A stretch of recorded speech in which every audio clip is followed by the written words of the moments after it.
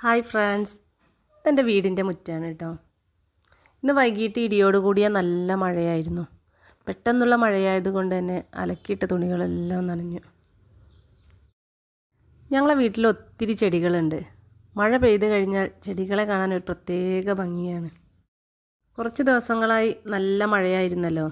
ചെടികളൊക്കെ ഒരുപാട് നശിച്ചുപോയി. മുറ്റത്ത് രുദ്രച്ചെടിയുടെ ഇടയിലായിട്ട് ഒരു പപ്പായ മരം പിടിച്ചിട്ടുണ്ട് കേട്ടോ.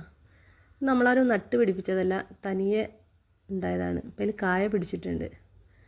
കായ പിടിച്ചു കഴിഞ്ഞപ്പോൾ വെട്ടിക്കളയാൻ ചെറിയൊരു മടി.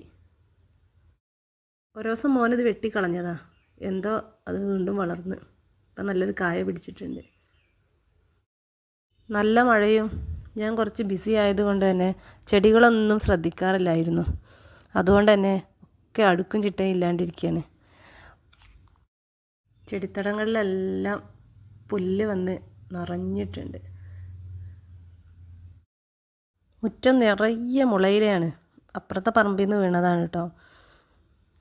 ചട്ടികളിലൊക്കെ പുല്ല് നിറഞ്ഞിരിക്കുന്നുണ്ട്. ഒക്കെ വൃത്തിയാക്കണം.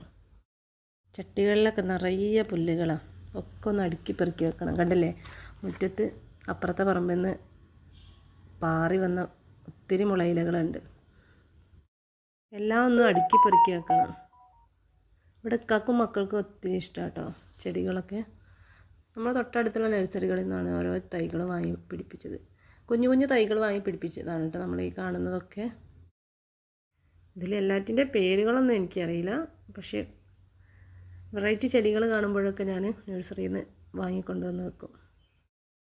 നമ്മൾ രാവിലെ എണീറ്റ് വന്നിട്ട് മുറ്റത്തേക്ക് ഇങ്ങനെ നോക്കുമ്പോൾ കണ്ണിന് മനസ്സിനൊരു പ്രത്യേക സുഖം.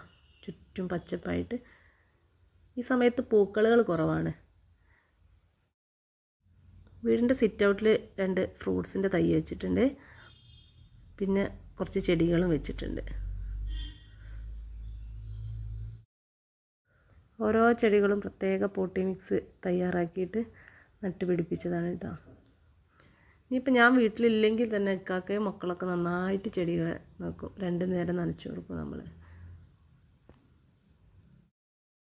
നിങ്ങൾക്ക് ചെടികൾ ഇഷ്ടമാണെങ്കിൽ കമൻറ്റ് ചെയ്യണേ.